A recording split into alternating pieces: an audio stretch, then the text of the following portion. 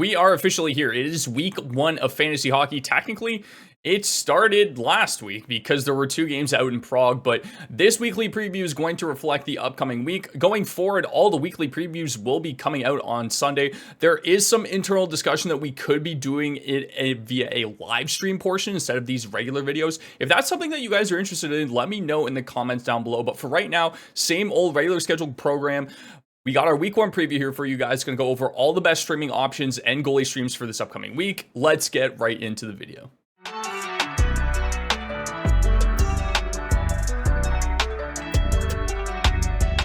Pretty light week overall for the NHL due to the European games going over there in Prague and in Czechia.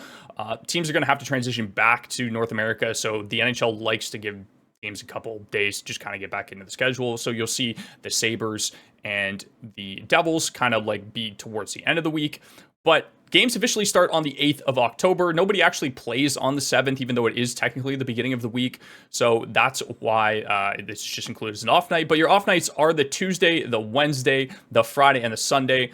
Pretty typical out of the NHL. 3 games, 3 off nights are going to be your ideal streams for this week. That is Vegas and Winnipeg. And then you've got a handful of teams with 3 games and 2 off nights. It's going to be tough to get to some of these guys, especially on Tampa Bay and Edmonton. But for the most part, Seattle, St. Louis, Chicago, and Calgary are all very targetable teams in terms of players.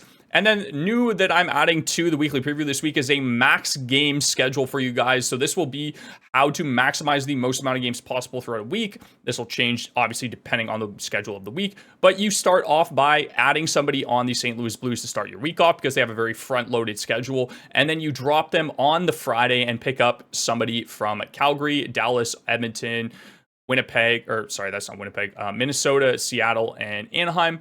God, that Anaheim logo is nasty. So are their jerseys.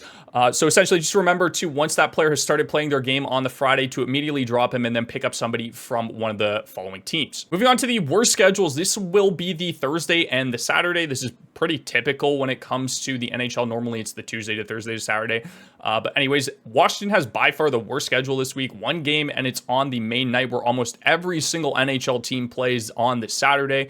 That is the game that the Caps are playing. And then you've got 2 games, 2 busy nights for the following teams: the Sabres, the Blue Jackets, the Wings, the Kings, the Devils, the Islanders, the Sens, and the Sharks. Obviously, there are some other teams that play only 2 games, but one of them is on an off night, so I didn't include them. But this is by far the teams that have the worst schedule for the upcoming week. So if you have a player on the Capitals, for example, that you can afford to drop and potentially, stream somebody else, I would highly recommend doing so. Obviously, you don't want to drop elite players like John Carlson, Alex Ovechkin, and that being said for pretty much every single team whenever it comes to streaming players. Here are the best recommendations, in my opinion, for week 1. These are our main forward streams. These are the guys that I'm looking to pick up first. Gabe Vilardi is going to be line 1, power play 1 in Winnipeg, skating alongside Mark Scheifele and Kyle Connor, so he's going to go absolutely insane. We've been on him all year. If you guys have this guy available in your league, please pick him up. We've got Jake Neighbors, who's left right wing eligible at 28% owned, line 1 at power play 1. He's going to be a really popular stream if you're going for the max amount of games throughout the week. He also gets 2 off nights and plays 3 games, so that's a very, very good stream for the week as well. And then Cole Perfetti, line 2, power play 2, goes in line with how good of a schedule Winnipeg is. If you can't get to a guy like Gabe Vilardi and you just want the best possible schedule, he's going to be line 2, power play 2. He's 18% owned, should be readily available to everybody else. And then Ivan Barbashev is currently on line 1, skating alongside Jack Eichel, so he should be a pretty good option for you guys. Gets you some good peripherals as well too in terms of hits. And Vegas, just like Winnipeg, has a very, very good schedule for the week. These are my main forwards that I'm trying to target. Moving on to some of our other forward streams, if the players that I mentioned previously weren't available or you play in a really deep league and you just need more options, Victor Olofsson is a great one. Line 1, power play 1 so far in Vegas we've seen throughout preseason. He's skating alongside Jack Eichel and Ivan Barbashev, who was just mentioned a second ago. I like Barbashev a little bit more than Olofsson just because of the peripherals, but in terms of Olofsson, he is a pretty touted goal scorer. I'm not 100% convinced on his opportunity that it's going to stick in the top 6. But again, it's early on. All the percentages are going to change in terms of ownership. And, he could have a really good year in terms of output for goals. Not 100% on his shot volume going forward. But again, solid stream option for the week. Up next is Braden Shen, dual eligible, center left wing, 18% owned, should be available to most managers. Line 3, power play 2. I don't actually think this will be line 3 for St. Louis. They kind of have it juggled a little bit. They have Bushnevich on the second line center. I don't know if that's going to stick or not, but regardless, Shen should still see his regular role in St. Louis. He's going to be a really good option in terms of shots, hits, and blocks. Great peripherals, great floor. So he should be a solid streaming option if you're trying to min-max and go with the St. Louis strategy into a back-to-back with one of the teams that I mentioned before. And then Tyler Bertuzzi, Teuvo Teravainen are two really, really good options if they're available to you guys. Have a pretty good schedule, 2 off nights and 1 busy night on the Saturday. But I think these are really good options for this week simply because they're both going to be line 1 and power play 1 skating alongside Connor Bedard, who we think is going to have a fantastic year in Chicago. And these guys are definitely going to help Bedard. So if you get any type of exposure to him, I'm expecting their ownership to go up significantly, especially Bertuzzi. I like Bertuzzi more than Teravainen. I think Bertuzzi's got a better shot volume and a higher goal scoring threat, especially on that power play. But Teuvo Teravainen is incredibly good when it comes to power play points as well. And the shot volume is not that significant in between the two. So whichever one you prefer, he's also dual eligible where Bertuzzi's only left wing. So again, up to you guys, whichever one you want to pick. I think they're both great options for week 1. Moving on to our defense options, we have Seth Jones of the Chicago Blackhawks. I expect the Chicago power play to be a lot better than what it was the year before. And at 67% owned, if for whatever reason he is available in your league, definitely be sure to pick him up. But my number 1 option for the week is Justin Falk of the St. Louis Blues. He's going to be pair 1, power play 1 the entire season on St. Louis. His ownership is going to double essentially in 2 weeks when people realize how good he is in terms of not only his floor, but now his ceiling due to the fact that he's going to be on power play 1 in St. Louis. I'm expecting a big year out of him. We've been on him a lot this year. He's been in multiple videos recently. So highly recommend you guys grab this guy if you haven't already. Neil Pionk is another good secondary option, 42% owned. If he's available, pair 2, power play 2. He's going to have a really good schedule this week. So highly recommend grabbing him.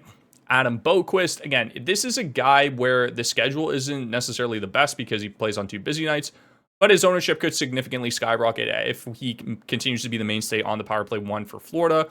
He's going to be a really, really good option. And if you're in a deeper league, I highly recommend picking this guy up as he, like I said, could be the power play 1 quarterback for Florida going forward. So again, really good option for week 1. Ownership's going to change significantly, so I wouldn't worry too much about him being 11%. If you need a 4th or 5th defenseman, he should be a good option to start off the year. And then Colton Parayko, if you can't get to Justin Falk, I think he's a really good option in general, especially if you count blocks in your league. Good shot volume, good hit volume, and then he's going to be pair 2, power play 2 for the whole year. Really, really good option last year and should be going forward this year if you need somebody with some peripherals. If you can't get to Colton Parayko, I recommend grabbing Braden McNabb from the Vegas Golden Knights. He will be a really good option for this week because they have the exact same schedule as the Winnipeg Jets, where they play 3 games and they're all off nights. So if you're looking to stream a defenseman for some hits or some blocks and even some shots here and there, Braden McNabb is a really, really good option for week 1. Finally, on to goalies. Lucas Dostal is going to get a ton of volume. So if volume is significant in your guys' leagues, I highly recommend picking this guy up. John Gibson is going to be out. It's injured for a couple weeks, so Dostal is going to get basically every single start that Anaheim has. Calvin Pickard is going to get a back-to-back or a front-to-back start against the Chicago Blackhawks. A very similar situation with Joel Hofer. I think San Jose is going to be terrible again this year, and Chicago probably won't win a lot of games either.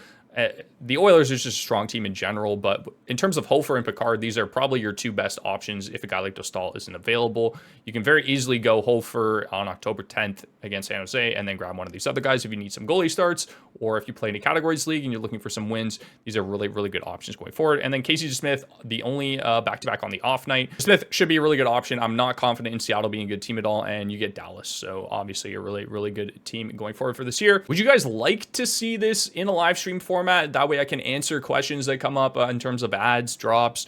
Let me know in the comments down below and we'll see what you guys have to say. And then going forward, potentially we might do this as a live stream. So if you guys enjoyed, or if you guys just enjoyed the regular VOD content, let me know in the comments down below. Have yourselves a fantastic rest of the day and good luck in your week 1 matchups.